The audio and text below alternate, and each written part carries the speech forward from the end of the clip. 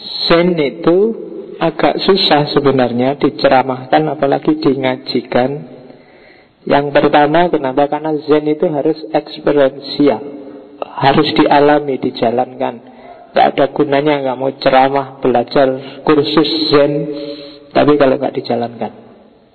Pengetahuan tentang Zen itu tidak ada gunanya. Harus laku. Tidak sekedar ilmu, tapi ngelmu kalau orang Jawa. Terus kenapa sih tidak harus diceramahkan? Karena dia beyond words.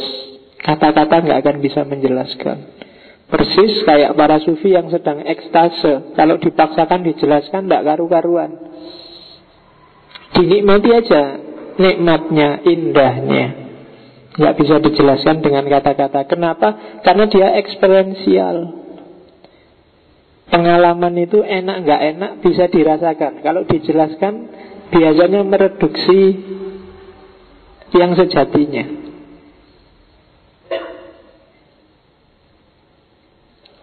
Misalnya teh ini,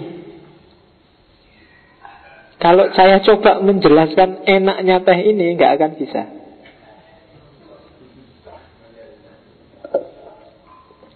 Oke. Nanti kamu nulis di Facebook, ustadznya minum tangan kiri.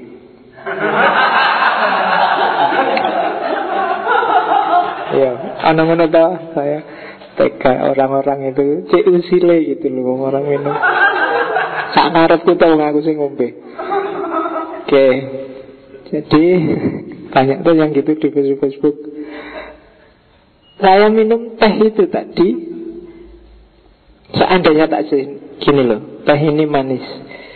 Manisnya itu seperti apa ya? Susah, nggak bisa kamu menjelaskan. Manisnya itu nggak bisa. Iya ya, beyond words. Dia melampaui kata-kata. Rasakan aja, jalani aja. Bahkan beyond logical thinking. Nggak bisa kamu mikir serius. Akalmu tumpul kalau sudah menjelaskan Zen. Dimensinya dimensi eksperiensial. Indahnya punya pacar, tidak enaknya punya selingkuhan, itu hanya bisa dijelaskan, bisa dipahami yang pernah ngalami. Yang enggak bisa. Kamu enggak bisa bilang pacaran itu enggak enak, Pak, bikin hidup enggak tenang, mikir terus. Kamu punya pacar enggak? Enggak punya, Pak. Enggak iso. Penjelasanmu tidak valid. Kenapa? Kamu nggak ngalami langsung. Eksperiensial, harus kamu alami. Kalau enggak usah ngomong. Yang kamu jelaskan, wong yang ngalami aja menjelaskan, bingung dia jelaskannya gimana. Apalagi nggak ngalami. Wong yang ngalami pacaran, pacaran itu ganggu nggak mas? Gimana ya? Ganggu sih ganggu, tapi kan mesti gitu dia. Kecuali sudah putus. Kalau sudah putus dia mau yang jelek-jelek aja.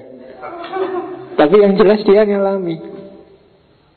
Dan puncaknya Zen itu kasyaf, enlightenment, tajalli. Kalau bahasa Jepangnya satori. Ya. Iyalah, istilahnya bangsane Naruto, Sasuke dan kawan-kawan. Tapi dia satori. Ya minggu depan lagi kita ngomong samurai. Tapi satori itu artinya pencerahan, tajalli. Bebas dari penjara pemikiran, penjara rasa, penjara egoisme. Pengalaman yang jernih, yang otentik. Itu satori. Jadi diawali dari laku, yang ujungnya adalah pencerahan. Pencerahan itu kalau di Zen semacam pemahaman tentang hakikat hidup. Kalau bahasanya orang Jawa sudah ngerti sangkan paraning dumadi. Awal dan akhir sudah bisa menjawab pertanyaan mengapa saya hidup dan mau kemana saya ini. Itu berarti sudah tercerahkan. Tapi tidak sekedar dihafalkan teorinya, dia ngalami langsung, eksperiensial. Kalian mungkin tak tanya kenapa kamu hidup, bisa jawab. Tapi kan jawabannya hafalan. Dari kitab-kitab fikih, dari kitab-kitab tasawuf. Kalau sekedar hafalan anak SD bisa. Tapi ini awalnya harus disadari, dijalankan, dan mengalami puncak satori. Nah, itu Zen. Jadi ada cerita ketika Bodhidharma ingin menyeleksi murid-muridnya yang terbaik. Di antara muridnya nanti ada namanya Huike. Huike ini mantan panglima perang. Dia ingin masuk jadi Buddha, awalnya dicuekin oleh Bodhidharma. Dia sampai nunggu di depan kuil itu sampai panas-panasan berhari-hari. Tapi dilirik aja enggak sama Bodhidharma. Sampai kemudian beberapa hari kemudian baru Bodhidharma lewat, terus dia bilang, saya sungguh-sungguh lo ingin jadi Buddha. Terus Bodhidharma bilang, buktinya apa? Dia ngambil pisaunya, terus tangan kirinya dia potong sendiri. Ini buktinya kesungguhan saya. Gimana? Sungguh-sungguh itu saya? Bodhidharma cuma senyum. Ya lumayan lah. Iya, serius. Ini bukan bahasaku. Memang di bukunya bilangnya gitu. Ya lumayan, tidak apa-apa. Dan dia jadi murid yang paling dekat nanti sama Bodhidharma. Satu ketika ada ujian. Murid-muridnya ditanyai satu-satu. Jadi biasa kan waktu ujian itu semua pamer pemahamannya masing-masing. Apa sih Buddha itu? Jawab panjang. Satu lagi, apa sih Buddha itu? Jawab, apa sih Buddha? Begitu sampai Huike, apa sih Buddha itu? Terus dia diam, terus menunduk dan diam saja, nggak ngomong apa-apa. Katanya berdiri, ini nanti sebenarnya muridku yang paling baik, yang bisa meneruskan ajaranku. Ya. Cuma ya nggak bisa kamu tiru triknya. Nanti dosennya ujian lesan, kamu diam aja Pak. Saya niru Huike Pak. Saya paham lewat pengalaman, tidak lewat kata-kata. Sama kayak muridnya Sunan Bonang yang nanti dijadiin murid dulu Sunan Kalijogo itu, Syekh Janggung. Waktu semua santri yang lain diuji bacaan syahadatnya, Syekh Janggung tidak membaca syahadat. Dia keluar dari masjid, naik pohon kelapa paling tinggi, terus menjatuhkan diri ke bawah.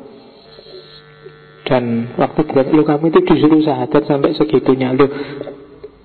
Saya yang syahadat nggak cuma mulut saya, hidup saya juga syahadat ini. Itu kan keyakinan yang serius.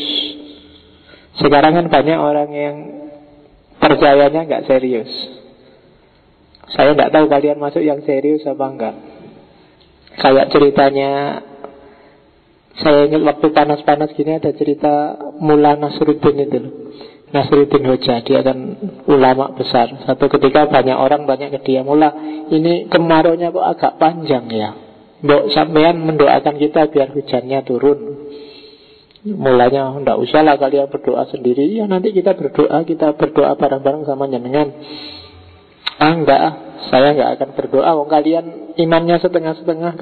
Kita percaya kok. Kamu percaya bahwa Allah pasti menurunkan hujan? Iya, saya berdoa, saya percaya Allah pasti mengabulkan doanya. Bohong. Kalau kamu percaya, mestinya kamu kesini bawa payung, no? Buktinya kamu tidak ada yang bawa payung. Berarti keyakinanmu nggak full, nggak 100%. Kamu masih ragu-ragu doamu diterima apa enggak. Kalau kamu yakin Allah mengabulkan doamu, mestinya kamu kesini bawa payung. Ternyata nggak ada yang bawa payung, berarti setengah-setengah. Nah itu silahkan kamu tafsirkan sendiri. Dalam banyak hal kamu masih setengah-setengah kok. Kamu gak berani kan berdoa, ya Allah, meskipun saya nyampe semester 13, semoga cum laude. Gak berani kan kamu. Padahal kalau kamu yakin, ya mungkin saja. Kenapa enggak? Tapi kamu ragu-ragu kan sama Allah. Apa ya bisa Pak? Karena kamu sendiri gitu ya. Gimana doamu bisa mantep?